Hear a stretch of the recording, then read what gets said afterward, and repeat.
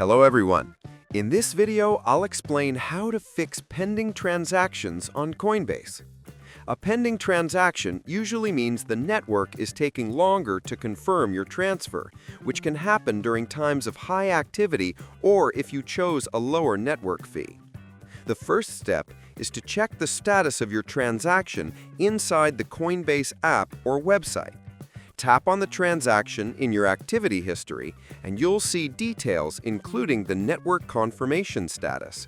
If it's still pending, most of the time you simply need to wait until the blockchain confirms it.